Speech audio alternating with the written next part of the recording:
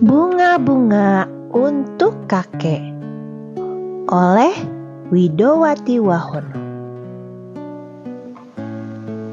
Aku menjerit kesal saat melihat pohon mawarku gundul.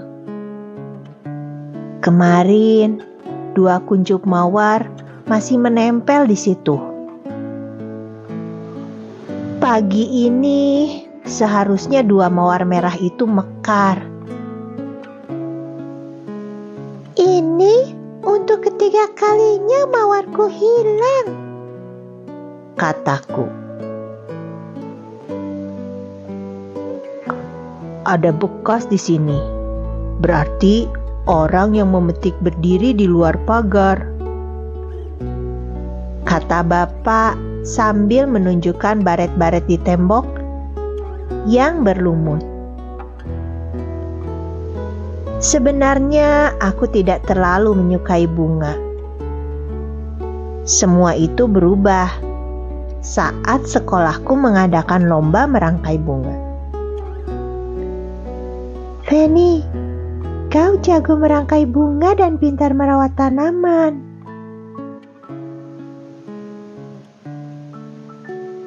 Bisik Elis, teman sebangkuku. Feni adalah anak baru di sekolahku.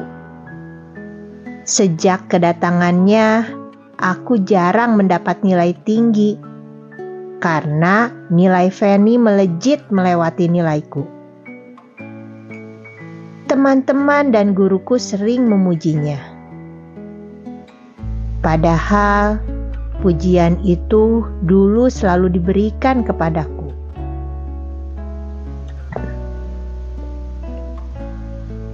Hari itu, saat lomba merangkai bunga, lagi-lagi Feni menjadi bintang. Rangkaian bunga aster dan gladiolnya sangat indah. Namun, yang membuat takjub, Feni tidak membeli bunga-bunga itu. Ia menanamnya sendiri di halaman rumahnya. Feni itu cantik, pintar, dan hobi menanam bunga, ujar teman-teman dan guruku.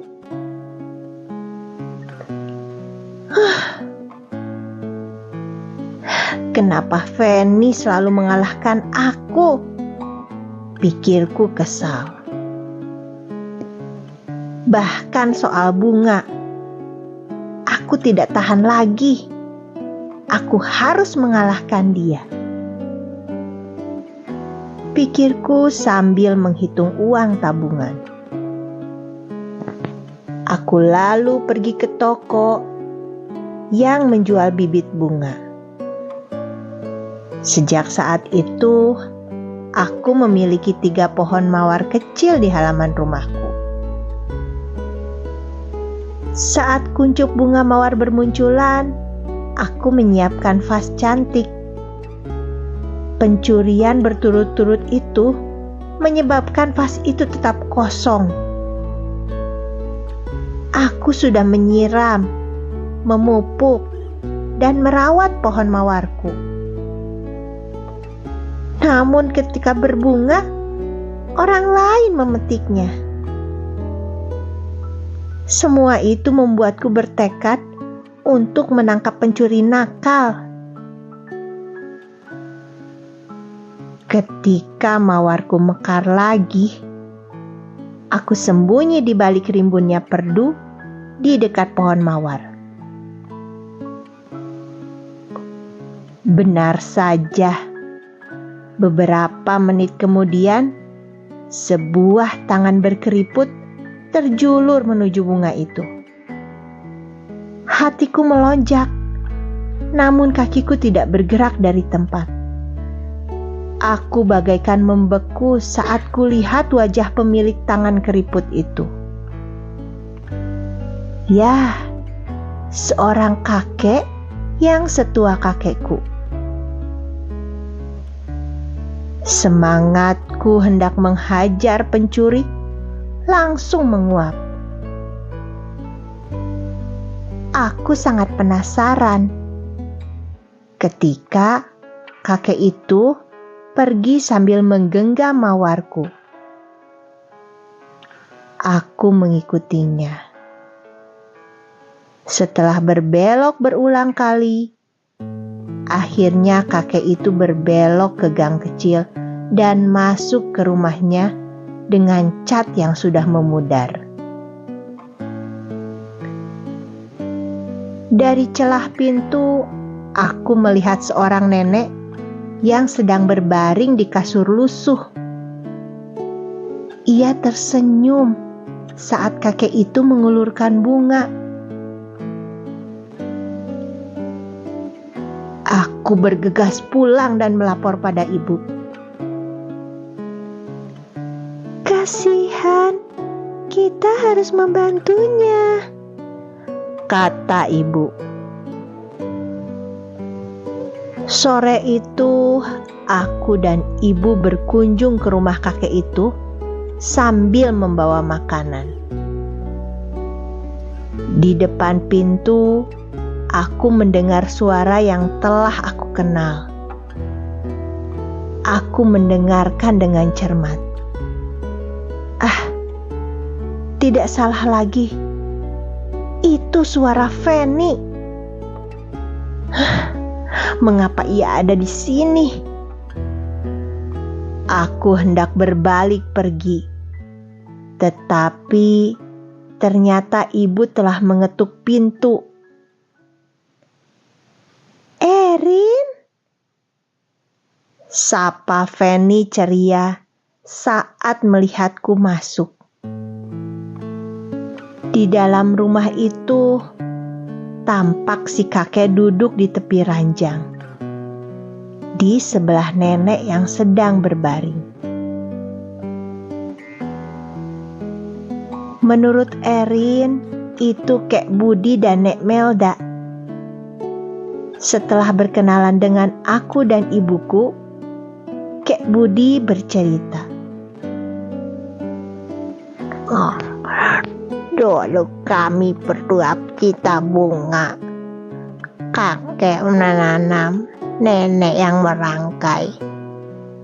Tapi sejak nenek kena stroke, dia tidak bisa merangkai bunga lagi. Hanya bunga-bunga yang kubawa ini yang bisa menghiburnya. Kakek tidak punya uang untuk membeli bunga. Jadi, kadang kakek memetik dari halaman rumah orang. Maafkan kakek, sudah memetik mawarmu, nak."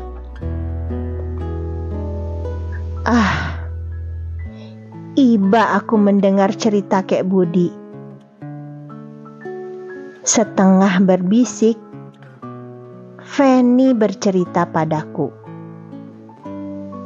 "Beberapa minggu lalu, Kek Budi juga diam-diam memetik bunga di halaman rumahku.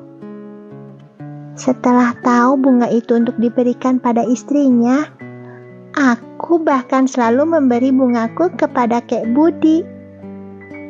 Tidak masalah, bungaku banyak. Setiap hari selalu ada bunga yang mekar." Betapa baik hati Feni. Pikirku malu. Teringat sikapku padanya di sekolah. Di ujung kasur, tepat di kepala Nenek Melda, tampak ada vas berisi air. Beberapa tangkai bunga sedap malam terpajang di situ. "Itu bunga dari Feni," kata Kek Budi. "Aku senang memberikan bunga untuk Kek Budi dan Nek Melda. Rasanya seperti memiliki kakek dan nenek baru," kata Feni riang. Diam-diam, aku mulai menyukai Feni. Betapa baik hatinya.